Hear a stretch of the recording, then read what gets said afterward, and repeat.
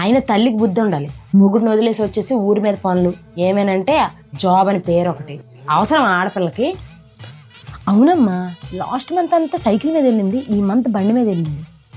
నిజంగా బండి జీతంతో కొన్నదంటవా? ఏంటో ఎలా కొన్నదో ఏటో, అందుకే అలాంటి వాళ్ళతోటి మాటలు తిరగడాలు నీకు వద్దనేది. అయినా నాకేం అవసరం అమ్మా, నాన్న నాకు నెక్స్ట్ మంత్ ఎలక్ట్రికల్ స్కూటర్ కొంటా అన్నారు. చీప్గా వాళ్ళతో నాకేంటి?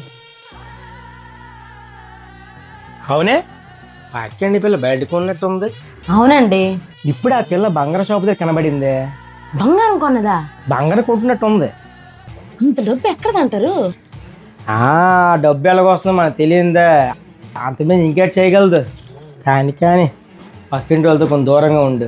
స్టేటస్ అని తెలుసు కదా నీకు, దానికి తగ్గట్టు ఉండు. అలాంటి వాళ్ళతో ఎలా ఉండాలో నాకు తెలుసులేండి. ఎలా ఉన్నావు వదినా? వదినా నేను బాగున్నాను వదినా, నువ్వు ఎలా ఉన్నావు? ఏంటి ఎలా వచ్చా? ఇగో ఈ పక్కింటి అమ్మాయి కలుద్దామని వచ్చాను. పక్కింటికి వచ్చావా? ఛీ, నాకు కానీ అలాంటి ఆడపిల్ల ఉందనుకో చెంప పగలు కొట్టేసిండేదాన్ని. అయినా ఆ పిల్ల మొగుడిని వదిలేసి వచ్చేసి ఈవెంట్స్ అనుకొని తిరుగుతున్నప్పుడు తల్లైనా బుద్ధి చెప్పాలి కదా వదినా. అది మానేసి వెనకేసుకొని వచ్చి ఛీ, మా ఆయన క్యాడర్కి ఇలాంటివంటే అస్సలు నచ్చదు. అదేంటి వదినా అలా మాట్లాడుతున్నావు? ఆ పిల్ల చాలా కష్టపడుతుంది, ఎవరి మీద ఆధారపడకుండా బ్రతుకుతుంది. అయినా వాళ్ళ అమ్మకు బుద్ధి ఉండాలంటున్నావు కదా వదినా. చదువు లేకపోయినా తన ఎవ్వరి మీద ఆధారపడకుండా తన బతుకు తనే బ్రతుకుతుంది వదినా.